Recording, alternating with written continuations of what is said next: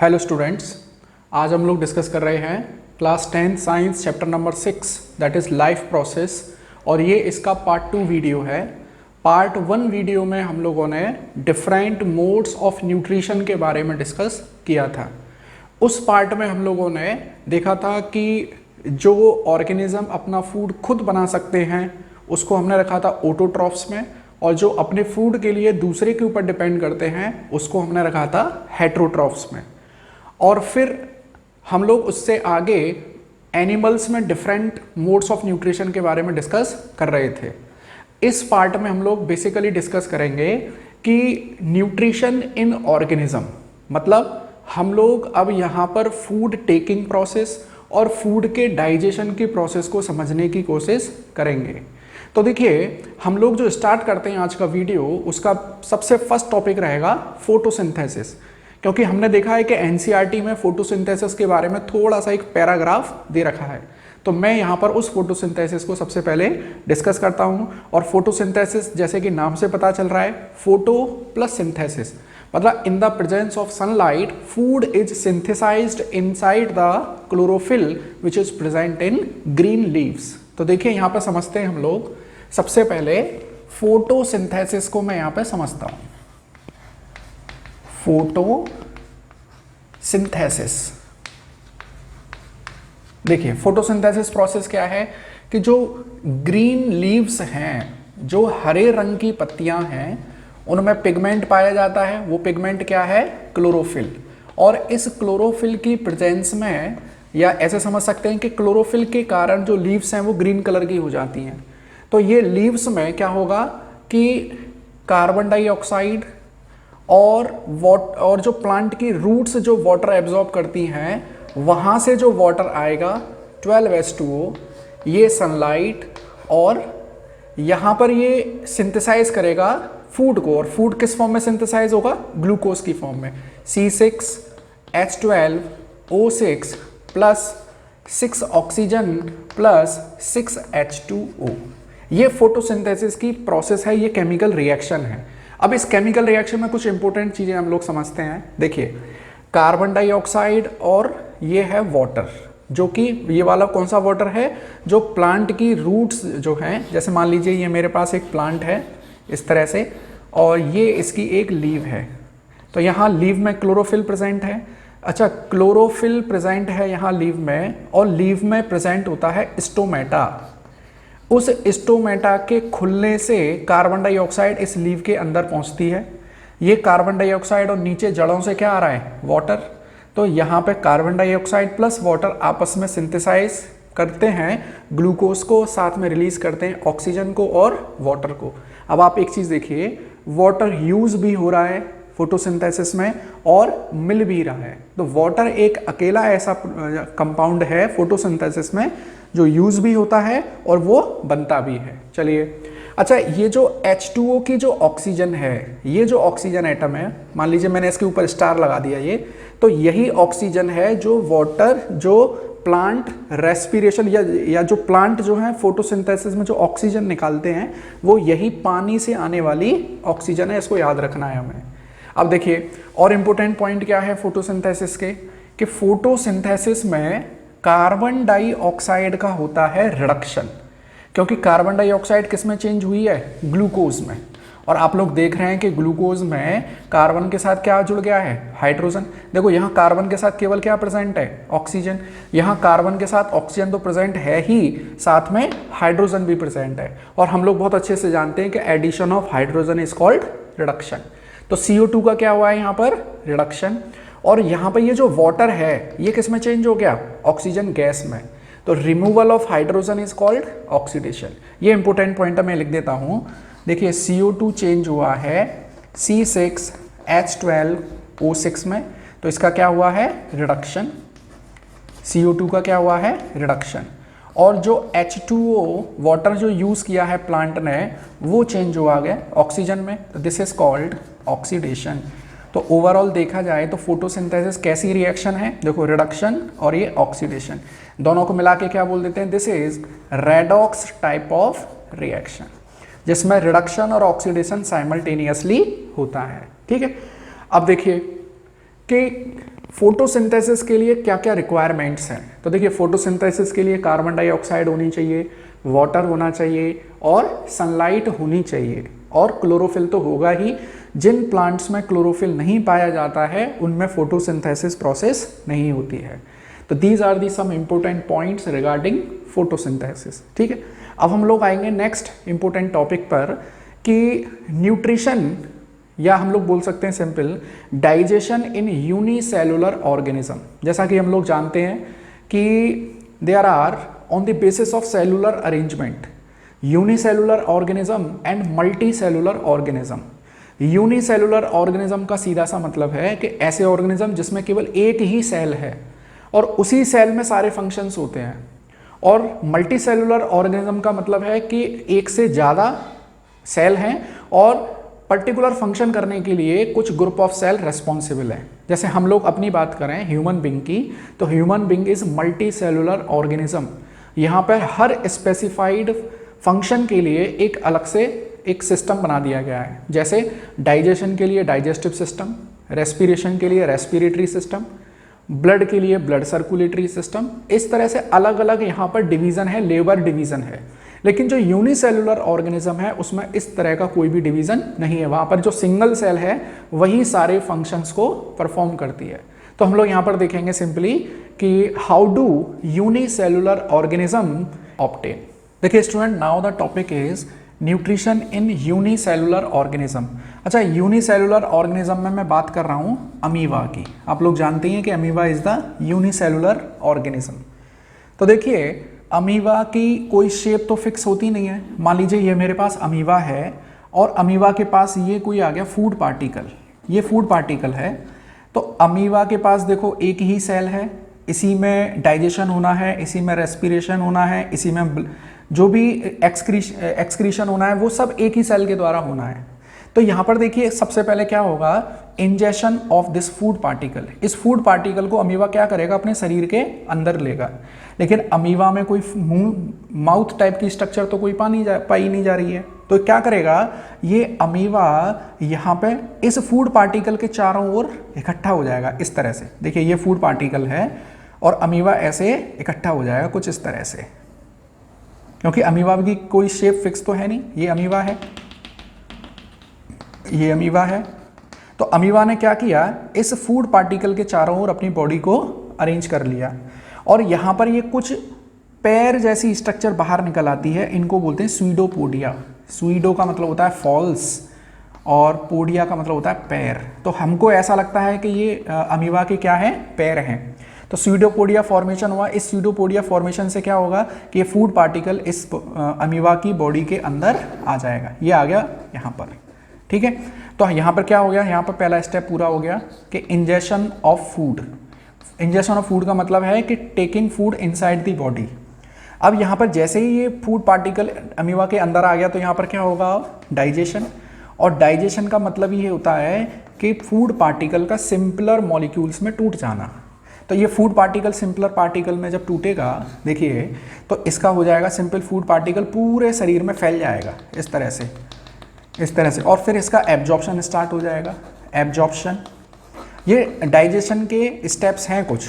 सबसे पहले फूड को इंजेस्ट किया गया, फिर डाइजेशन स्टार्ट हुआ, फिर एब्जॉर्प्शन, फिर एब्जॉर्प्शन के बाद एक स्टेप आता है एसिमिलेशन।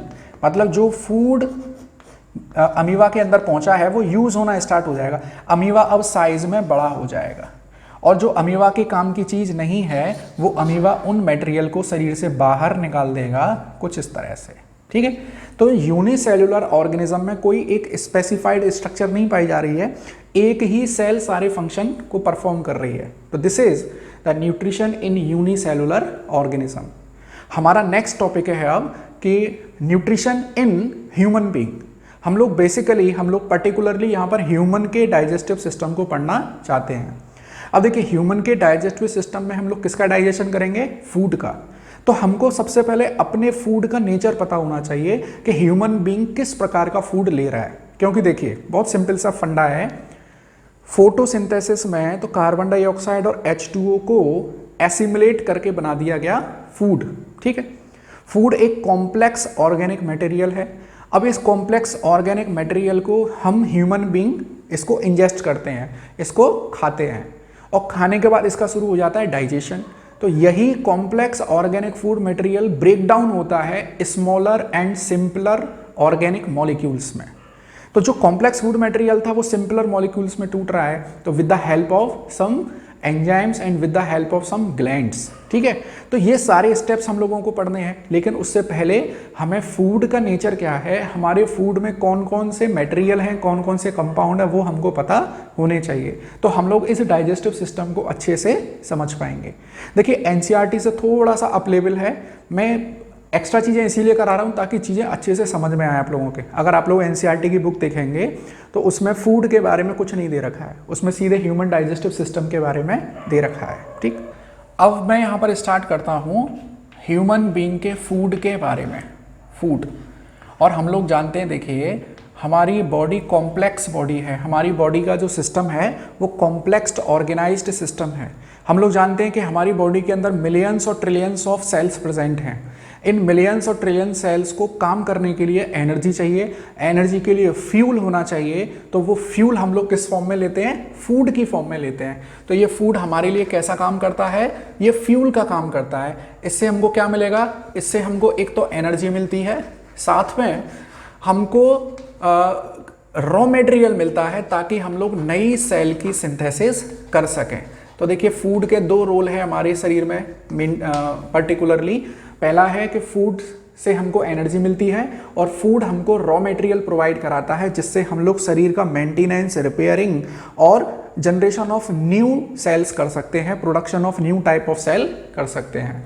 अब देखिए हमारा जो फूड है, जैसे हमारी बॉडी कैसी है, कॉम्प्लेक्स है, ऐसे ही हमारा फूड भी कैसा है, कॉम्प्लेक्स है, क्योंकि हमारी बॉडी की जो रिक्वायरमेंट्स हैं वो अलग अलग हैं। तो हमारी बॉडी की हर रिक्वायरमेंट की पूर्ति के लिए हमारे फूड में various type of nutrients present होने चाहिए। तो हम लोग यहाँ पर एक टर्म यूज करते हैं, बहुत कॉमन टर्म है, दैट इज बैलेंस्ड फूड, या हम लोग यूज करते हैं बैलेंस्ड डाइट। आप लोग बहुत अच्छे से जानते होंगे बैलेंस्ड डाइट क्या है, कि जिसमें सभी न्यूट्रिएंट्स एक डेफिनेट, एक निश्चित अमाउंट में प्रेजेंट हो। तो देखिए स्टूडेंट, बैलेंस्ड डाइट में कौन कौन से न्यूट्रिएंट्स प्रेजेंट होने चाहिए वो एक बार मैं आपको बता देता हूँ। न्यूट्रिएंट्स, और ये न्यूट्रिएंट्स एक डेफिनेट प्रोपोर्शन में प्रेजेंट होने ही चाहिए। अगर नहीं प्रेजेंट हैं तो डेफिनेटली हमारी बॉडी अच्छे से परफॉर्म नहीं कर पाएगी। जैसे हम न्यूट्रिएंट, जो इंपॉर्टेंट न्यूट्रिएंट्स हैं, दैट इज कार्बोहाइड्रेट। मैं बहुत डिटेल में नहीं बताऊंगा, जितना हम लोग अपने ह्यूमन डाइजेस्टिव सिस्टम को समझ सकते हैं मैं केवल उतना ही इसको इंपॉर्टेंट बताऊंगा। आगे चल के आप लोग बायोलॉजी की हायर क्लासेस में तो ये सारी चीज़ें बहुत डिटेल में पढ़ने वाले हैं, वहाँ पर फूड को एक अलग चैप्टर में पढ़ेंगे, दैट इज बायोमोलिक्यूल, और ह्यूमन डाइजेस्टिव सिस्टम को भी बहुत डिटेल में पढ़ेंगे हायर क्लासेस में। ठीक है, तो carbohydrate, second one is protein, third one is fat, fourth one is vitamin, and fifth one is fiber, sixth one is mineral, and seventh one is water। ठीक है, ये सभी इंपॉर्टेंट न्यूट्रिएंट्स हैं जो हमारी डाइट का हिस्सा होने ही चाहिए। मान के चलिए कि एक व्यक्ति है जो भरपेट खाना तो खाता है, लेकिन उसमें, उसके फूड में ये सारे इंग्रेडिएंट्स नहीं है। मान लीजिए, देखो मैं आपको बताऊं कि ये जो कार्बोहाइड्रेट है ये आलू में मिलता है, पोटैटो या चावल में भी मिलता है। तो हम लोग अपना पेट आलू खा के या चावल खा के तो भर सकते हैं, लेकिन क्या वो बैलेंस डाइट रहेगा? नहीं। तो बैलेंस डाइट में ये सभी 7 इंग्रेडिएंट्स एक डेफिनेट प्रोपोर्शन में, जो कि हमारी बॉडी के लिए जरूरी है। जैसे हमारी जो बैलेंस डाइट है उसमें ज़्यादातर जो पोर्शन है वो किसका रहता है? कार्बोहाइड्रेट का, फिर प्रोटीन, फिर फैट, विटामिन, फाइबर, मिनरल और वाटर, ये भी हमारी डाइट में प्रेजेंट होने चाहिए।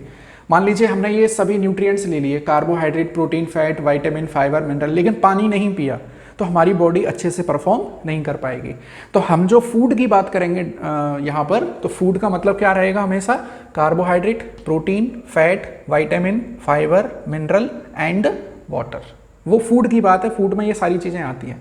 अब यहाँ पे समझ लीजिए कि जब हम लोग फूड के डाइजेशन की बात करेंगे तो देखो कार्बोहाइड्रेट का डाइजेशन, प्रोटीन का डाइजेशन, फैट का डाइजेशन, हम लोग इन 3 के डाइजेशन की बात करेंगे क्योंकि ये देखिए vitamin, fibre, mineral and water, ये तो ऑलरेडी सिंपलर फॉर्म में है, इनको डाइजेस्ट करने की जरूरत नहीं है। विटामिन सीधे एब्जॉर्ब होता है, फाइबर का डाइजेशन पॉसिबल नहीं है, मिनरल सीधे एब्जॉर्ब होते हैं, वाटर सीधे एब्जॉर्ब होता है। तो डाइजेशन करने की जरूरत किसको है? कार्बोहाइड्रेट को, प्रोटीन को और फैट को।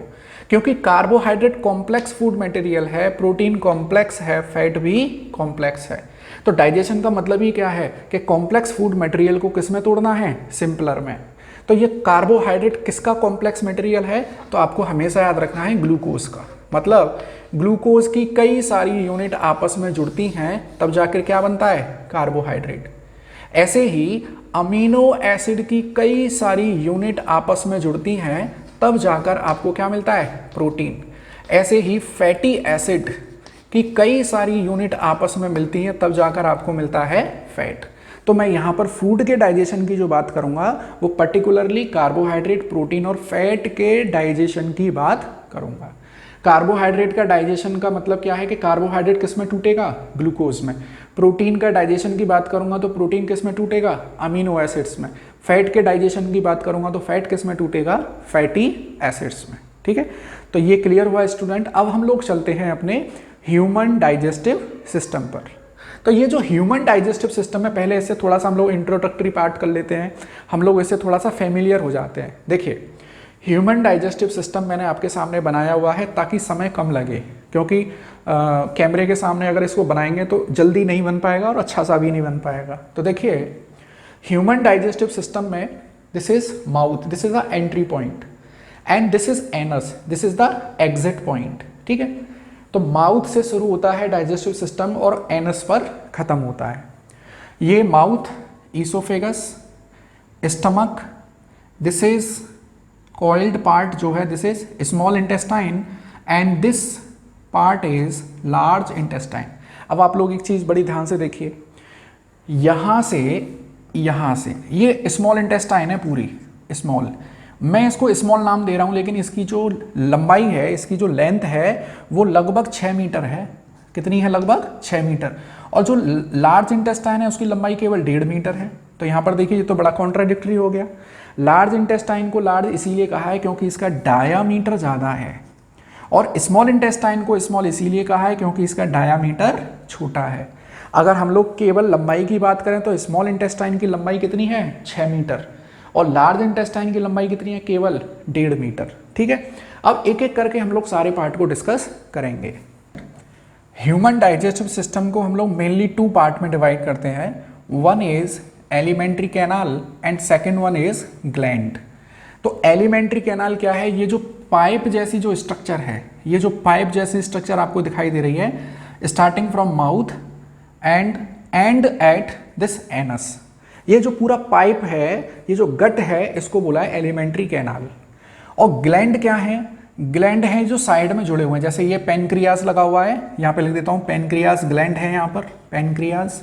ठीक है, लिवर है, और लिवर के नीचे क्या लगा हुआ है? Gall bladder. और हमारा माउथ है, उसमें भी सैलाइवरी ग्लैंड है। अब यहाँ पे एक चीज़ समझिए आप लोग कि व्हाट इज ग्लैंड। देखिए, gland simply a group of cell which is या विच सीक्रेट सम लिक्विड।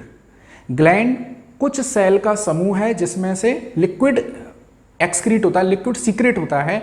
और उस लिक्विड में क्या हो सकता है? उस लिक्विड में हॉर्मोन्स भी हो सकते हैं, और इस लिक्विड में एंजाइम्स भी हो सकते हैं। मैं यहाँ जो बात करूँगा वो सब डाइजेस्टिव एंजाइम्स की बात करूँगा, और ऐसे ग्लैंड जिनसे एंजाइम सीक्रेट होते हैं, बहुत ध्यान से सुनना, ऐसे ग्लैंड जिनसे एंजाइम सीक्रेट होते हैं उनको बोलते हैं एक्सोक्राइन ग्लैंड। जिनसे एंजाइम सीक्रेट होते हैं, और जिससे हार्मोन सीक्रेट होते हैं उनको बोलते हैं एंडोक्राइन ग्लैंड।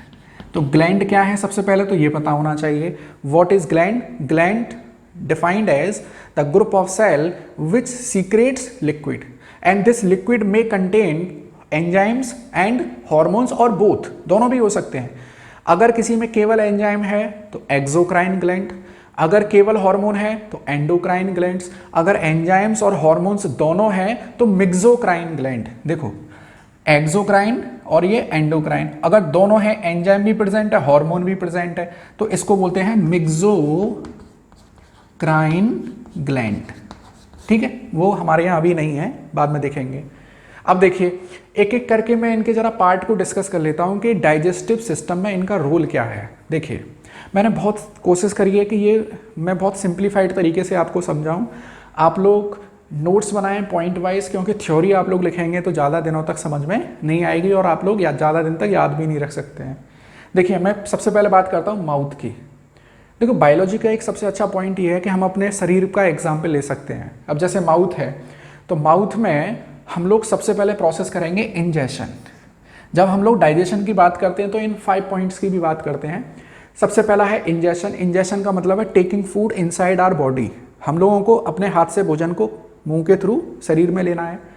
सेकंड है the breaking down of complex food material into simpler one. Third is absorption. जब फूड का डाइजेशन हो गया है, वो सिंपलर ऑर्गेनिक मटेरियल में टूट चुका है, तो वो ब्लड में क्या होगा, एब्जॉर्ब होगा। देन जब वो ब्लड में एब्जॉर्ब हो गया तो वो हर शरीर की हर सेल को डिस्ट्रीब्यूट किया जाएगा। और जब शरीर की सेल्स को डिस्ट्रीब्यूट किया जाएगा तो सेल जो है उसको as a raw material use करेगी और नई सेल्स बनाएंगी। That is called the assimilation. और जो मटेरियल हमारे काम का नहीं है, जो वेस्ट मटेरियल है, उसको शरीर से बाहर निकाल देंगे। That is called egestion. तो there are 5 steps involve in the digestion of food. तो हम लोग यहाँ बात कर रहे हैं माउथ। तो माउथ के थ्रू हमने क्या किया सर, हमने फूड को इंजेस्ट किया और यहाँ with the help of this anus हम लोग फूड का वेस्ट मटेरियल को इजेस्ट करते हैं, एक्सक्रीट करते हैं। ठीक है, अब देखिए माउथ में पर्टिकुलरली 3 स्ट्रक्चर पाई जाती हैं। माउथ में टीथ पाए जाते हैं, टंग पाई जाती है और सैलाइवरी ग्लैंड्स पाए जाते हैं। आप लोग खुद अपने माउथ से कंपेयर कर लीजिए। आपके माउथ में टीथ है, टंग है और सैलाइवरी ग्लैंड्स हैं। आपके ये जो चीक्स हैं, गाल हैं, जैसे आप लोग कोई चटपटी चीज़ें देखते हैं तो आपके मुंह में पानी आ जाता है, तो वो एक्चुअली पानी क्या है, वो सैलाइवा है। और सैलाइवा किससे निकल रहा है, सैलाइवरी ग्लैंड से। और उस सलाइवा में क्या क्या है, सोडियम आयन है, पोटेशियम आयन है, क्लोराइड आयन है, बाइकार्बोनेट आयन्स हैं, एमाइलेज एंजाइम है और म्यूसिन है। जब हम लोग फूड अपने माउथ में इंजेस्ट करते हैं तो हमारे जो टीथ हैं वो उस फूड को स्मॉलर पीसेस में कट कर देते हैं। मतलब जो बड़ा हमने फूड पार्टिकल लिया था उसको स्मॉलर फूड पार्टिकल्स में ब्रेक डाउन कर दिया with the help of teeth. This is called physical digestion. हमने बड़े साइज को क्या कर दिया, छोटे साइज में छोटे छोटे टुकड़ों में उसको तोड़ दिया। तो हमारी टीथ किस में हेल्प कर रहे हैं, फिजिकल डाइजेशन में हेल्प कर रहे हैं। उसको फूड को कट करने में, फूड को ग्राइंड करने में हमारी हेल्प कर रहे हैं। हम लोग अलग से पढ़ेंगे, टीथ के बारे में भी अलग से पढ़ेंगे। अच्छा, टंग का क्या काम है, हमारी जो टंग है और जो स्मॉलर साइज्ड फूड पार्टिकल अब हमारे माउथ में है उसमें सलाइवा की मिक्सिंग करेगी हमारी टंग। जैसे हम लोग स्पून से कोई चीज़ मिलाते हैं, ऐसे ही हमारे माउथ में ये जो टंग है ये फूड मटेरियल को सलाइवा के साथ मिक्स करती है। अच्छा, अब सलाइवा में क्या क्या चीज़ें थी, सलाइवा में एक एंजाइम है एमाइलेज। ये एमाइलेज क्या करता है, ये कार्बोहाइड्रेट को डाइजेस्ट करने का काम करता है। कार्बोहाइड्रेट को कौन करेगा डाइजेस्ट, एमाइलेज। प्रोटीन को कौन करेगा, प्रोटीएज। फैट को कौन डाइजेस्ट करेगा, लाइपेज। ये कॉमन नेम है इनके। कार्बोहाइड्रेट का डाइजेशन करने वाले एंजाइम का नाम है लाइपेज, प्रोटीन का डाइजेशन करने वाले एंजाइम का नाम है प्रोटीएज और फैट का डाइजेशन करने वाले एंजाइम का नाम है लाइपेज। चलिए, तो ये जो एमाइलेज है ये किसका डाइजेशन करेगा, कार्बोहाइड्रेट का। लेकिन हम लोग जानते हैं कि हमारे माउथ में फूड जो है वो थोड़ी देर के लिए रहता है। हम लोग दांत से काटते हैं, उसको मिक्स करते हैं और तुरंत निगल लेते हैं। तो यहाँ पे कार्बोहाइड्रेट का इनकम्प्लीट डाइजेशन ही हो पाता है, इनकम्प्लीट डाइजेशन हो पाता है। और अच्छा, हमारे सलाइवा में म्यूसिन भी प्रेजेंट है। म्यूसिन एक चिपचिपा पदार्थ है, चिपचिपा सब्सटेंस है जो हमारे फूड को स्मूथनेस प्रोवाइड करता है ताकि स्वेलो करने में हमको तकलीफ ना हो। हमने फूड पार्टिकल्स को छोटे छोटे टुकड़ों में और उसको ग्राइंड कर दिया है with the help of teeth, और स्पून की हेल्प से हमने सलाइवा को फूड के साथ मिक्स कर दिया है। सलाइवा में एक कंपाउंड है म्यूसिन जो कि कैसा है, स्मूथ है, जो कि चिकना है, जिससे हमारे फूड को निगलने में हमें सहायता मिलती है। ठीक है, अच्छा एक चीज़ और बताऊं आपको, ये जो म्यूसिन एंजाइम है, यहाँ पर एक और एंजाइम मिलता है लाइसोजाइम। यहाँ पर एक और एंजाइम है लाइसोजाइम। ये लाइसोजाइम जो है वो एक तरह से एंटी बैक्टीरियल है। अगर हमारे फूड में कोई बैक्टीरिया वगैरह प्रेजेंट है तो ये लाइसोजाइम एंजाइम जो कि सलाइवा में प्रेजेंट है उस बैक्टीरिया को किल करने का काम करता है। अगर आपको याद हो तो जो कार्निवोर्स एनिमल्स होते हैं, जो मांसाहारी जानवर होते हैं, उनके सलाइवा में ये लाइसोजाइम ज़्यादा मिलता है। आपने देखा होगा अक्सर कि जो कुत्ते वगैरह की जब कोई चोट लग जाती है तो वो उसको जो है चाट के ही साफ़ कर लेता है, चाट के उसको सही कर देता है। क्यों? क्योंकि उसके सलाइवा में लाइसोजाइम एंजाइम की कॉन्सेंट्रेशन ज़्यादा है, इसीलिए वो अपने घाव को लिक करता है और उसको सही कर लेता है। क्योंकि लाइसोजाइम की कैसी प्रॉपर्टी है? एंटी बैक्टीरियल है। ठीक है, तो हमारे माउथ में फूड का डाइजेशन हुआ है, किस वाले पोर्शन का? केवल कार्बोहाइड्रेट का। अभी प्रोटीन का नहीं हुआ है, फैट का नहीं हुआ है। अब जो फूड हम लोग यहाँ से स्वेलो करते हैं, ये फूड स्वेलो करेंगे तो ये फूड ऐसा गोल सा हो जाता है, इसको बोलते हैं बोलस, BOLUS, बोलस। अब ये जो फूड जब हम लोग स्वेलो करेंगे, आप लोग देख रहे हैं कि ये कैसा है भाई, ये पाइप है और पाइप में रुकने के लिए कोई जगह नहीं बनी हुई है, तो ये तो बोलस जब मैं निकलूंगा तो ये तो बोलस धड़ाम से नीचे गिर जाएगा। लेकिन ऐसा नहीं होता है। ईसोफेगस में स्पेशल टाइप का मूवमेंट मिलता है। जैसे मान लीजिए ये ईसोफेगस है, दिस इज ईसोफेगस, और यहाँ बोलस है, यहाँ फूड है ना, तो ये फूड ऊपर से धड़ाम से ना नीचे नहीं गिरेगा। ये ईसोफेगस कॉन्ट्रैक्ट होती है, रिलैक्स होती है, contract relax, contract relax. That special type of movement is called peristalsis movement, peristalsis movement. तो with the help of this peristalsis movement this bolus come inside the stomach. ठीक है, peristalsis movement ऐसे समझिए कि जब सांप अपने फ्रॉक को या अपने किसी प्रे को खाता है तो कैसे खाता है? अपनी मुंह को उसमें रखेगा और पीछे से बॉडी को आगे करता है, इस तरह से धक्का देता है और मुंह को आगे की ओर धकेलता है। या आपने देखा होगा कभी पजामे में जब नाड़ा डालते हैं तो हम लोग नाड़े को ऐसे पेन में बांध लेते हैं, पहले उस पजामे को इकट्ठा करते हैं एक जगह, फिर एकदम खोल देते हैं। तो this is called peristalsis movement. तो ईसोफेगस में किस तरह का मूवमेंट है? Peristalsis movement. ईसोफेगस में कोई डाइजेशन नहीं होता है। डाइजेशन कहाँ हुआ है? माउथ में। सबसे अगर क्वेश्चन ये बन जाए कि where does the digestion start, तो फ्रॉम माउथ। किसका डाइजेशन हुआ? कार्बोहाइड्रेट का। फिर डाइजेशन माउथ के बाद कहाँ गया फूड? ईसोफेगस में। ईसोफेगस में किसी भी प्रकार का डाइजेशन नहीं होगा और ये फूड कहाँ पहुँचा? अब ये पहुँच गया स्टमक में। ये स्टमक है मेरे पास, और स्टमक में क्या क्या मिलेगा? देखो, स्टमक में कंसंट्रेटेड HCl मिलेगा आपको, कंसंट्रेटेड HCl। देखिए ये सारे पॉइंट आप लोगों को अच्छे से लिखने हैं। देखिए मैं यहाँ पर भी लिखता हुआ जा रहा हूँ। हम लोग माउथ में पढ़ लिए हैं, ठीक है। फिर ईसोफेगस में पेरिस्टाल्सिस मूवमेंट है, कोई डाइजेशन इसमें नहीं होगा। फिर स्टमक की बात करें अगर हम लोग, तो स्टमक में जो जूस निकलता है उसको बोलते हैं गैस्ट्रिक जूस। स्टमक में भी आपको लिक्विड दिखाई दे रहा है, उसको मिला के बोलते हैं गैस्ट्रिक जूस।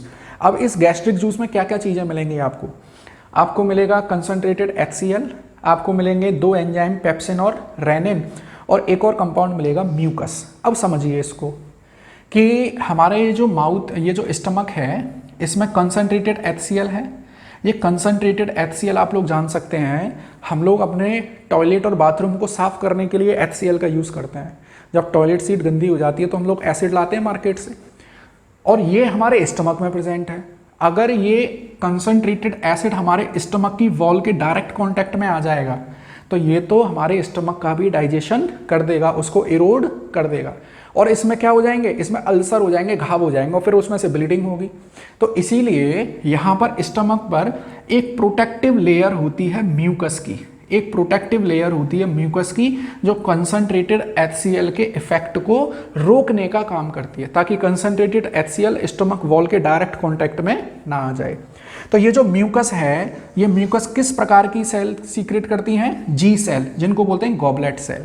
ये सारे मैं एडवांस पॉइंट आपको बता रहा हूँ। 10th में जो स्टूडेंट NTSC वगैरह की तैयारी करते हैं उनके लिए ये पॉइंट बहुत इंपॉर्टेंट है, ठीक है। बाकी का आप लोग जो 10th का पढ़ ही रहे हैं, NCERT है, बस उन चीज़ों को मैं थोड़ा सा ब्रॉड में डिस्कस कर रहा हूँ, पॉइंट वाइज डिस्कस कर रहा हूँ। जो NCERT में पैराग्राफ में है, मैं यहाँ पर उनको पॉइंट्स में डिस्कस कर रहा हूँ, ठीक है। तो देखो हुआ क्या, जब ये बोलस स्टमक में आ गया, तो ये बोलस कंसनट्रेटेड HCl में डिसॉल्व होगा। इस कंसनट्रेटेड HCl का एक बहुत इंपॉर्टेंट काम है, ये क्या है, ये हमारे फूड के साथ मान लीजिए कोई बैक्टीरिया आ गया है फिर भी, तो ये एंटी बैक्टीरियल की तरह काम करेगा, उस बैक्टीरिया को किल करने का काम करेगा। देखो, एक तो माउथ में एंट्री पॉइंट पे हमको लाइसोजाइम मिला है जो फूड में आए हुए बैक्टीरिया को किल कर रहा है। दूसरा, हमारे स्टमक में कंसनट्रेटेड HCl है जो बैक्टीरिया को किल करने का काम कर रहा है, ठीक है। और ये कंसनट्रेटेड HCl एक और काम करता है, वो काम क्या है कि हमारे गैस्ट्रिक जूस में दो एंजाइम प्रेजेंट है, पेप्सिन और रेनिन। तो ये पेप्सिन और रेनिन प्रोएक्टिव फॉर्म में प्रेजेंट होते हैं, मतलब अभी एक्टिव फॉर्म में नहीं है, इनएक्टिव फॉर्म में है। तो पेप्सिन प्रेजेंट होता है पेप्सिनोजिन और रेनिन प्रेजेंट होता है प्रोरेनिन। तो मैं यहाँ पे आपको लिख के बता देता हूँ, देखिए, पेप्सिन प्रेजेंट होता है पेप्सिनोजिन और रेनिन प्रेजेंट होता है प्रोरेनिन। और ये HCl क्या करता है, इन दोनों को एक्टिव करता है, एक्टिवेट करता है। तो पेप्सिनोजिन किस में चेंज हो जाता है, पेप्सिन में, और प्रोरेनिन किस में चेंज हो जाता है, रेनिन में। तो आप लोग देख पा रहे होंगे कि कॉन्सेंट्रेटेड HCl के दो इंपॉर्टेंट फंक्शन है, वन एंटीबैक्टीरियल है, ये बैक्टीरिया को किल करने का काम करता है। दूसरा, ये पेप्सिन और रेनिन एंजाइम को एक्टिवेट करने का काम करता है। अच्छा, ये पेप्सिन और रेनिन का काम क्या है, ये प्रोटीन को डाइजेस्ट करते हैं। मैंने आपको बताया था प्रोटीन को डाइजेस्ट करने वाले एंजाइम का नाम क्या है, प्रोटीएज, और उस प्रोटीएज के एग्जाम्पल हैं यहाँ पे पेप्सिन और रेनिन। तो ये प्रोटीन के ऊपर ये दो एंजाइम काम करेंगे, पेप्सिन या रेनिन, और प्रोटीन का डाइजेशन होगा तो क्या बनेगा, अमीनो एसिड्स बन जाए। अब एक पॉइंट और याद रखें आप लोग, ये जो रेनिन है ये केवल मिल्क प्रोटीन के ऊपर काम करता है, ये केवल मिल्क प्रोटीन। और मिल्क प्रोटीन कौन सी होती है, मिल्क में पाई जाने वाली प्रोटीन है कैसीन। तो ये केवल कैसीन को डाइजेस्ट करने का काम करता है, और बाकी सभी प्रोटीन को कौन डाइजेस्ट करता है, पेप्सिन। अब आपकी चीज़ मैं थोड़ा सा समराइज करता हूँ। माउथ में केवल कार्बोहाइड्रेट का डाइजेशन हुआ है, ईसोफेगस में कोई डाइजेशन नहीं हुआ है, स्टमक में केवल प्रोटीन का डाइजेशन हुआ है। इसका मतलब अभी फैट को छुआ नहीं गया है, फैट एज सच प्रेजेंट है। अब क्या होगा, देखो, यहाँ पर स्टमक में डाइजेशन हुआ और स्टमक में ये जो बोलस आया था ये कंसनट्रेटेड HCl के साथ मिक्सअप हो गया। यहाँ पर मैंने जैसे बताया कि कंसनट्रेटेड HCl है, पेप्सिन है, रेनिन है, म्यूकस प्रेजेंट है। अब स्टमक में जो फूड का मिक्सचर बना है, स्टमक में उस फूड मिक्सचर को बोलते हैं चाइम, CHYME। बहुत इंपॉर्टेंट क्वेश्चन है, अगर आप लोग आगे चल के डॉक्टर बनने की तैयारी करेंगे तो नीट एग्जाम में ये बहुत इंपॉर्टेंट पूछा जाता है कि where do this chyme formed, ये चाइम कहाँ बनता है, तो स्टमक में बनता है, ठीक है। अच्छा, इसका नेचर कैसा होगा, इसकी pH कितनी होगी, pH इसकी एसिडिक होगी क्योंकि कंसनट्रेटेड HCl प्रेजेंट है स्टमक में। अब यहाँ से ये फूड मटेरियल कहाँ जाएगा, ये जाएगा स्मॉल इंटेस्टाइन में। मैंने आपको बताया है पूरे डाइजेस्टिव सिस्टम में सबसे बड़ा पार्ट किसका है, स्मॉल इंटेस्टाइन का। देखिए, स्टमक के बाद कहाँ पहुँचे हम पहुँच गए स्मॉल इंटेस्टाइन के इनिशियल पार्ट में। देखो, ये जो पूरा पार्ट है ये पूरा इंटेस्टाइन है, लेकिन हम लोग इंटेस्टाइन को तीन भाग में बांट सकते हैं, ड्यूडेनम, जेजेनम और इलियम। तो मैं बात कर रहा हूँ यहाँ पे इनिशियल पार्ट की, क्योंकि इनिशियल पार्ट थोड़ा सा इंपॉर्टेंट है। स्मॉल इंटेस्टाइन के तीन पार्ट हैं, ड्यूडेनम, जेजेनम और इलियम। ये तीन पार्ट भी पूछ लिए जाते हैं कि right the three part of small intestine. तो देखिए, ड्यूडेनम का स्मॉल इंटेस्टाइन का जो इनिशियल पार्ट है दिस वन, इसको मैंने यहाँ बना दिया है, ये रहा। ये काम मैंने पहले से कर लिया था, पहले से ड्रॉ कर लिए ताकि समय कम लगे, ठीक है। ये ड्यूडेनम से क्या क्या जुड़ा हुआ है, देखिए, पैनक्रियाज ग्लैंड जुड़ा हुआ है और ये लिवर जुड़ा हुआ है। लिवर से जो जूस निकलता है उसको बोलते हैं बाइल जूस, पैनक्रियाज से जो जूस निकलता है उसको बोलते हैं पैनक्रिएटिक जूस। अच्छा, पैनक्रियाज ये जो ग्लैंड है ये मिक्सोक्राइन ग्लैंड है। इस मिक्सोक्राइन ग्लैंड का मतलब क्या है कि इससे एंजाइम भी निकलते हैं और हार्मोन भी निकलते हैं। लेकिन अभी मैं क्या पढ़ूंगा, केवल एंजाइम के बारे में, हार्मोन के बारे में पढ़ेंगे हम लोग जब कंट्रोल एंड कोऑर्डिनेशन वाला चैप्टर पढ़ेंगे, ठीक है। तो पैनक्रियाज से निकलने वाले जूस में क्या क्या प्रेजेंट है sir, trypsin protein digesting enzyme है, एमाइलेज कार्बोहाइड्रेट डाइजेस्टिंग एंजाइम है, लाइपेज फैट डाइजेस्टिंग एंजाइम है। तो देखिए जब फूड यहाँ आ गया, ये ड्यूडेनम है, मैं यहाँ पे दिखा देता हूँ, जब स्टमक से फूड यहाँ आ गया और इसको ही मैंने यहाँ दिखाया है ये, तो अब इस फूड को दो तरह के जूस मिलेंगे, एक तो मिलेगा पेनक्रियास से आने वाला जूस और एक मिलेगा बाइल यहाँ लिवर से आने वाला जूस। अच्छा आपने एक चीज़ देखी होगी, यहाँ लिवर के नीचे मैंने छोटी सी स्ट्रक्चर और बना रखी है जिसको बोलते हैं गॉल ब्लैडर, हिंदी में इसको बोलते हैं पित्त की थैली। इस गॉल ब्लैडर का काम क्या है कि यहाँ से लिवर से जो बाइल जूस आता है वो थोड़ी देर के लिए यहाँ गॉल ब्लैडर में स्टोर होता है और फिर ये दोबारा से यहाँ पर आ जाता है। तो गॉल ब्लैडर में किसी बाइल जूस का सिंथेसिस नहीं होता है, gall bladder only use to store the bile juice. ठीक है, तो देखिए पेनक्रियास से ट्रिप्सिन, एमाइलेज और लाइपेज। अच्छा क्वेश्चन तो ये भी बन जाते हैं कि ट्रिप्सिन किस पार्ट में पाया जाता है, पेप्सिन किस पार्ट में पाया जाता है, ठीक है, और पेप्सिन और रेनिन किस तरह की सेल से निकलते हैं, तो वो देखिए आप लोग किस तरह की सेल से निकलते हैं, चीफ सेल से निकलते हैं। कॉन्सेंट्रेटेड HCl को कौन सीक्रेट करता है, ऑक्जेंटिक सेल सीक्रेट करती है। हमारे स्टमक के अंदर कई प्रकार की सेल हैं, तो जो ऑक्जेंटिक और पेराइटल सेल हैं, ऑक्जेंटिक या पेराइटल सेल बोलते हैं इनको, इससे निकलता है कॉन्सेंट्रेटेड HCl। पेप्सिन और रेनिन सीक्रेट करती हैं चीफ सेल और म्यूकस को सीक्रेट करती हैं जी सेल। तो ये एक्स्ट्रा पॉइंट्स हैं, आप लोग चाहें तो इनको नोट कर सकते हैं। देखिए अब यहाँ पर दो तरह के डाइजेस्टिव जूस मिले हैं फूड को, और यहाँ देखो प्रोटीन इनकम्प्लीट डाइजेशन हुआ है, प्रोटीन का, कार्बोहाइड्रेट का इनकम्प्लीट डाइजेशन हुआ है क्योंकि माउथ से आया था, और प्रोटीन का इनकम्प्लीट डाइजेशन हमारे स्टमक से आया है। अब यहाँ पर ट्रिप्सिन थोड़ा सा और डाइजेशन करेगा, एमाइलेज कार्बोहाइड्रेट का फर्दर यहाँ पे डाइजेशन करेगा, लेकिन फैट जो प्रेजेंट है, फैट आप लोग जानते हैं कि फैट जो है वो वाटर में डिसॉल्व नहीं होता है। वाटर में डिसॉल्व कब होगा, जब इसका इमल्सिफिकेशन कर दिया जाएगा। आप एक छोटे से एग्जाम्पल से समझिए, जब हमारे कपड़े पर कोई दाग लग जाता है, कोई चिकनाई लग जाती है, तो क्या हम उसको सिंपल पानी से साफ कर सकते हैं? नहीं, हमें उसके ऊपर डिटर्जेंट या साबुन का इस्तेमाल करना पड़ेगा। तो डिटर्जेंट या साबुन क्या करता है, वहाँ पर उसका इमल्सीकरण करता है, इमल्सिफिकेशन करता है। तो यहाँ पर फैट का इमल्सिफिकेशन कौन करेंगे, ये करेंगे, ये सोडियम टोरोकोलेट और ग्लाइकोलेट। ये कहाँ से मिल रहे हैं हमको, बाइल जूस से। तो बाइल जूस में देखिए दो मटेरियल इंपॉर्टेंट हैं, बाइल पिगमेंट और सोडियम टोरोकोलेट और सोडियम ग्लाइकोलेट। बाइल पिगमेंट में दो एग्जाम्पल हैं, बिलीरुबिन और बिलीवर्डिन। ये होते हैं येलो कलर के। आपने देखा होगा कि जिन व्यक्तियों को जॉन्डिस हो जाता है, उनके शरीर, उनके आँखें, पुतलियाँ, नखून सब पीले पड़ जाते हैं, क्योंकि वहाँ पर बाइल पिगमेंट की कंसंट्रेशन बढ़ जाती है। ठीक है, तो फैट का एमल्सिफिकेशन कौन करते हैं, सोडियम टोरोकोलेट और सोडियम ग्लाइकोलेट। ये सॉल्ट हैं जो फैट को एमल्सिफाई करते हैं, मतलब फैट को वाटर में डिसॉल्व करते हैं। और जब फैट वाटर में डिसॉल्व हो जाएगा तब उसके ऊपर ये वाला एंजाइम काम करेगा। तो फैट को डाइजेस्ट करने वाला एंजाइम कौन सा है, लाइपेज।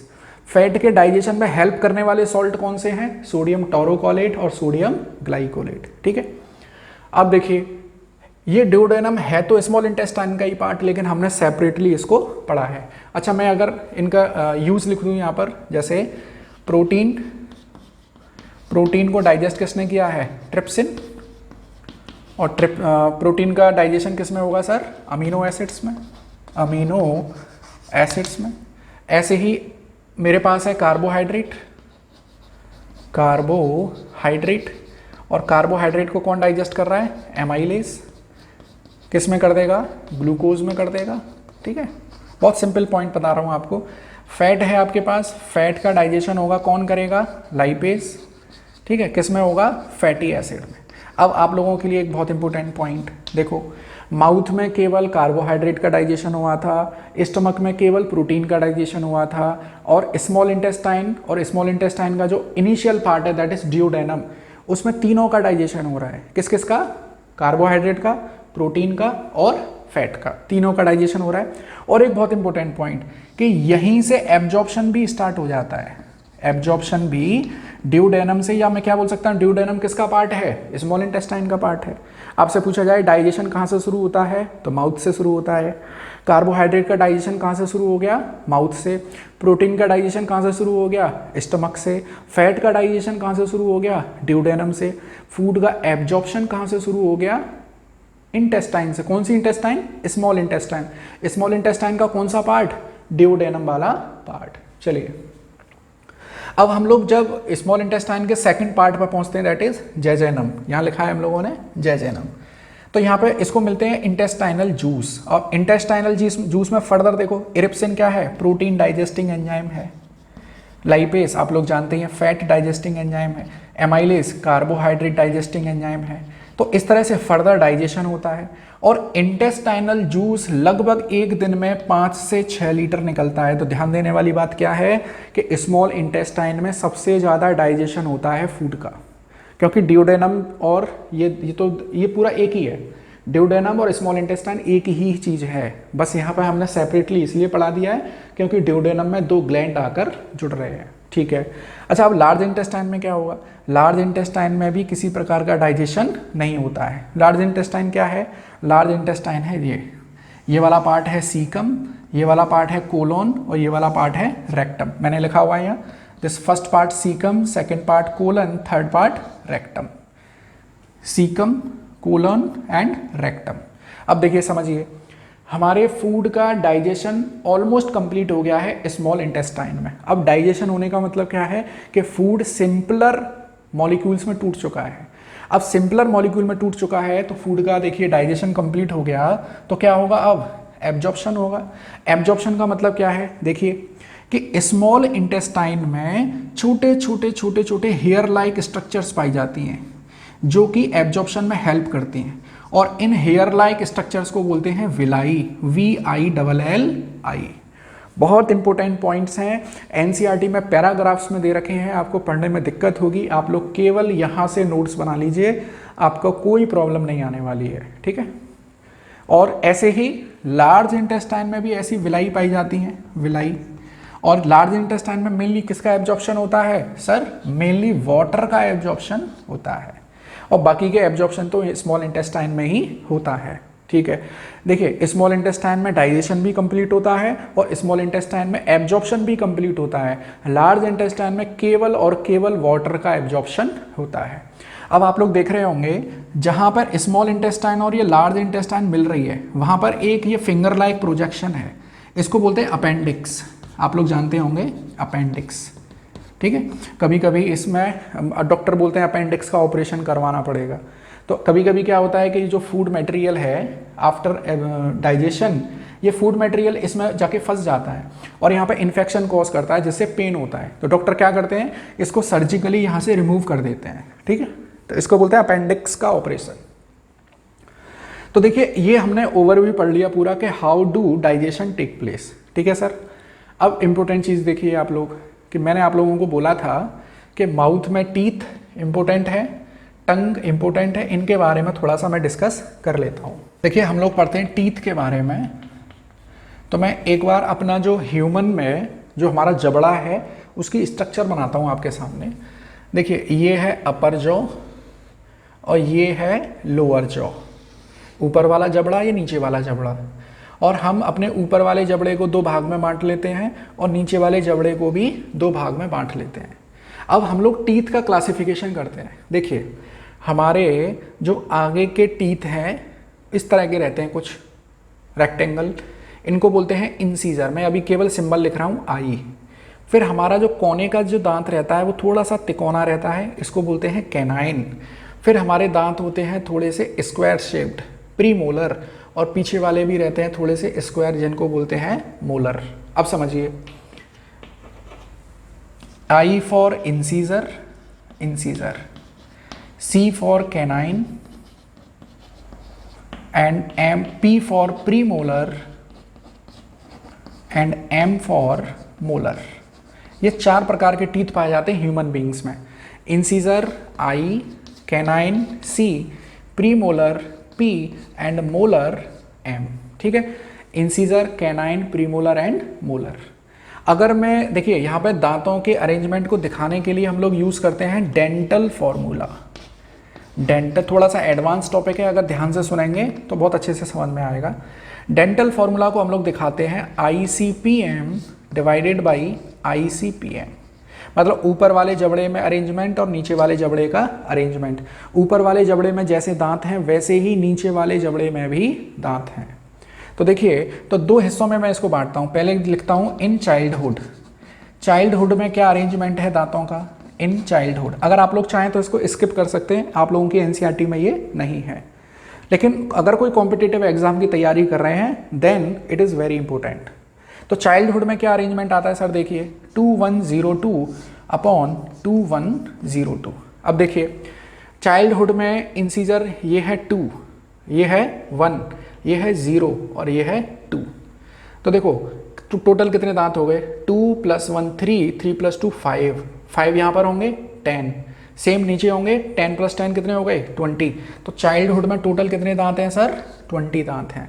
अगर मैं बात करूं इन एडल्टहुड, एडल्टहुड और एडल्टहुड में ये जो अरेंजमेंट है ये बन जाता है 2123 अपॉन 2123। मतलब जब एडल्टहुड आती है तो इंसीजर की संख्या 2 ही है, ये 1 है, ये 2 है और ये 3 है। अब टोटल काउंटिंग करो, 2 + 1 3, 3 + 2 5, 5 + 3 8, 8 यहाँ पर हैं तो 8 यहाँ भी होंगे, 8 यहाँ भी होंगे और 8 यहाँ भी होंगे। तो टोटल कितने टीथ हो गए सर? टोटल टीथ हो गए 32। और आप लोग एक चीज़ जानते हैं कि ह्यूमन में 2 बार दांत आते हैं, एक दूध के दांत और एक चाय के दांत। जैसे गांव में कहावत होती है कि बचपन में जो दांत आते हैं वो कैसे हैं भाई? जो आते हैं वो दूध के हैं, फिर दूध के दांत टूटते हैं, फिर चाय के दांत आते हैं। तो देखिए, तो अब यहाँ पर एक क्वेश्चन बन जाता है कि ह्यूमंस में 2 बार दांत आते हैं, लेकिन कुछ ऐसे दांत हैं जो केवल एक बार ही आते हैं। उनको देखिए आप लोग, वो हैं, देखो यहाँ पर प्रीमोलर प्रेजेंट नहीं है, प्रीमोलर प्रेजेंट नहीं है, और मोलर में ये एडल्ट में हो जाते हैं 3, लेकिन चाइल्डहुड में प्रेजेंट है केवल 2। तो देखो बचपन में 20 दांत हैं और एडल्टहुड में 32 दांत हैं। ये जो 12 दांत का अंतर है, तो 12 ऐसे दांत हैं जो केवल एडल्टहुड में आते हैं, मतलब जो केवल एक बार आते हैं, और बाकी के 20 दांत ऐसे हैं जो बचपन में आते हैं, फिर टूट जाते हैं, फिर एडल्टहुड में भी आते हैं। ठीक है, तो ये इंपॉर्टेंट पॉइंट थे। अब यहीं पर मैं आपको टीथ की स्ट्रक्चर बता देता हूँ। अगर मैं टीथ की स्ट्रक्चर की बात करूँ तो देखिए टीथ की स्ट्रक्चर कुछ ऐसे है। बाहर की जो सरफेस है वो है वाइट और ये हार्डेस्ट सब्सटेंस से बनी हुई है। इस हार्डेस्ट सब्सटेंस का नाम है इनेमल, ENAMEL, और ये इनेमल बना होता है कैल्शियम फॉस्फेट का, Ca3PO4 का होल ट्वाइस, कैल्शियम फॉस्फेट का बना हुआ है इनेमल। हमारी ह्यूमन बॉडी का हार्डेस्ट मटेरियल है। लेकिन जैसे आप लोग जानते हैं हमारे जो माउथ की pH है वो स्लाइटली एल्कलाइन है, स्लाइटली बेसिक है, मतलब क्लोज टू 7 है। ठीक है, लेकिन जैसे हम लोग फूड खाते हैं तो हमारे जो माउथ में जो सलाइवा है वो यूज़ हो गया उस फूड को निगलने में, तो हमारे माउथ की जो pH है वो सडनली एसिडिक हो जाती है, 7 से कम हो जाती है। तो ऐसे एसिडिक एनवायरनमेंट में बैक्टीरिया ग्रो करते हैं, जो हमारे दांतों के बीच में खाना बचा हुआ रह गया है उस खाने पर वो टूटते हैं, खाने पर निर्भर रहते हैं। तो बैक्टीरिया ग्रोथ करेगा ज़्यादा तो हमारे दांतों को नुकसान पहुंचाएगा। और क्या होता है यहाँ पे ना ब्लैक ब्लैक कलर के स्पॉट बन जाते हैं जिसको बोलते हैं डेंटल कैविटी। आपने टीवी में देखा होगा डेंटल कैविटी। तो वो एक ऐड आता है ना टीवी में कि आपके टूथपेस्ट में नमक है, तो वो नमक क्यों बोला गया है? ताकि वो डेंटल कैविटी को दूर कर दे। डेंटल कैविटी का मतलब है कि दांत में खोखलापन बन जाना। तो हमें कैसा टूथपेस्ट करना चाहिए? जिसमें नमक है, मतलब जिसमें फ्लोराइड है। बेसिकली वो किसकी बात कर रहा है? फ्लोराइड की बात कर रहा है। तो टूथपेस्ट में क्या होना चाहिए? फ्लोराइड होना चाहिए, NaCl भी, नमक भी होना चाहिए। तो ये था टीथ के बारे में। ठीक है, अब यहीं पर थोड़ा सा मैं आपको टंग के बारे में बता देता हूँ, हालांकि इतना इंपॉर्टेंट नहीं है। जैसे ये हमारी टंग है, टंग, ठीक है, टंग में क्या होते हैं? Taste buds. टेस्ट बर्ड मतलब जिससे हमको स्वाद पता चलता है। तो आगे पता होता, आगे ये टेस्ट होता है स्वीट, मीठेपन का। यहाँ साइड में होता है सॉल्ट, ठीक है। यहाँ और थोड़ा सा पीछे जाएंगे, ये कॉर्नर, ये होता है सार, खट्टा, और यहाँ पीछे होता है बिटर। तो ये टेस्ट बर्ड प्रेजेंट होते हैं टंग में। तो टंग का दो मेन फंक्शन हो गए, तीन मेन फंक्शन हो गए। टंग एक तो फूड को सलाइवा से मिक्सअप करती है, दूसरा जो इसमें टेस्ट बर्ड पाए जाते हैं, और तीसरा ये हमारी जो टंग है वो बोलने में हेल्प करती है। तो there are three main function of tongue. चलिए, तो ये था सर एक पूरा ह्यूमन डाइजेस्टिव सिस्टम और उसके फंक्शन। ठीक है, अब हम लोग एक ओवरव्यू पढ़ते हैं पूरा कि कहाँ पर क्या क्या चीज़ हुई है। देखिए, सबसे पहले मैं स्टार्ट करता हूँ माउथ से।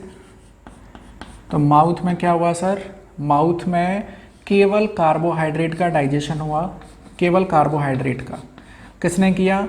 जो सलाइवा में एमाइलेज है, सलाइवरी एमाइलेज, उसने कार्बोहाइड्रेट का डाइजेशन किया और इनकम्प्लीट डाइजेशन हुआ है।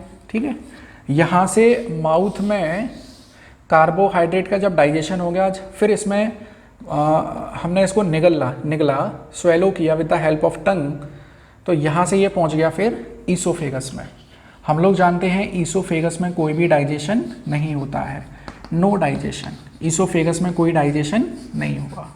ठीक है, फिर स्टमक में केवल प्रोटीन का डाइजेशन हुआ है। किसने किया? रेनिन और पेप्सिन ने। ठीक है, प्रोटीन का डाइजेशन हुआ। किसने किया है सर? पेप्सिन और रेनिन। मैं एक ओवरव्यू दे रहा हूँ आपको। अच्छा, रेनिन एक ऐसा एंजाइम है जो केवल मिल्क प्रोटीन का डाइजेशन करता है। स्टमक के बाद किस में पहुँचे सर हम? ड्यूडेनम। अच्छा, ड्यूडेनम में दो एंजाइम्स या दो जूस आके मिलते हैं, बाइल जूस और पैनक्रिएटिक जूस। ठीक है, और यहाँ पे तीनों कंपोनेंट का डाइजेशन होता है। तीनों कौन कौन? इसमें कार्बोहाइड्रेट का भी डाइजेशन होता है, प्रोटीन का भी होता है और फैट का भी होता है। फैट का डाइजेशन कौन करता है? लाइपेज। पैनक्रियाज में तीन एंजाइम हैं, ट्रिप्सिन, एमाइलेज और लाइपेज। ठीक है, अच्छा, ड्यूडेनम के बाद पहुँचते हैं स्मॉल इंटेस्टाइन। स्मॉल इंटेस्टाइन में पूरा कंप्लीट डाइजेशन होता है और लार्ज इंटेस्टाइन में केवल एब्जॉर्प्शन होता है, वो भी केवल वाटर का। और फिर यहाँ से ये इजेशन एक्सक्रीशन हो जाता है with the help of this anus. ठीक है, तो डियर स्टूडेंट, ये था रिगार्डिंग ह्यूमन डाइजेस्टिव सिस्टम। और हमने लाइफ प्रोसेस में, अभी केवल लाइफ प्रोसेस में एक प्रोसेस डिस्कस किया, दैट इज न्यूट्रिशन। और न्यूट्रिशन का ही ये पार्ट था ह्यूमन डाइजेस्टिव सिस्टम।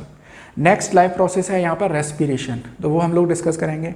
लेकिन आप लोग इस वीडियो का फ़ायदा मैक्सिमम तब ले सकते हैं जब आप लोग साथ में नोट्स भी बनाएंगे। क्योंकि देखिए, 9th क्लास में तो आप लोग क्वेश्चन आंसर की फॉर्म में चैप्टर कंप्लीट कर लेते हैं, लेकिन आप लोगों को 10th में थोड़ा सा अपना बिहेवियर बदलना पड़ेगा। आप लोगों को नोट मेकिंग हैबिट डालनी पड़ेगी। एनसीईआरटी भी पढ़िए आप लोग। मैं ये नहीं कहता कि एनसीईआरटी छोड़ दीजिए, ऐसा भी हो सकता है कि कोई पॉइंट मेरे से छूट गया हो, तो आप एनसीईआरटी भी फॉलो करिए। लेकिन एनसीईआरटी कब पढ़ेंगे आप लोग? जब मैं एक बार यहाँ पर ये चैप्टर आपको करा दूँ। जैसे मैंने आप लोगों को न्यूट्रिशन करा दिया, अब आप लोग एनसीईआरटी पढ़ सकते हैं। एनसीईआरटी का वही पोर्शन पढ़ें जो मैंने यहाँ पर डिस्कस कर दिया है। ठीक, पढ़िए, इस लॉकडाउन का यूटिलाइजेशन करिए। ठीक है, पॉइंट वाइज नोट्स बनाइए, अपने फ्रेंड के साथ में वीडियोस को शेयर करिए। मैं बहुत मेहनत कर रहा हूँ इन वीडियोस को बनाने के लिए। आई होप आप लोगों को पसंद आ रहे होंगे, और पसंद आ रहे हैं तो डेफिनेटली मुझको अपना फीडबैक बताइए कमेंट में। ठीक है, और वीडियो अच्छा लगे तो लाइक और शेयर कर सकते हैं। Thank you.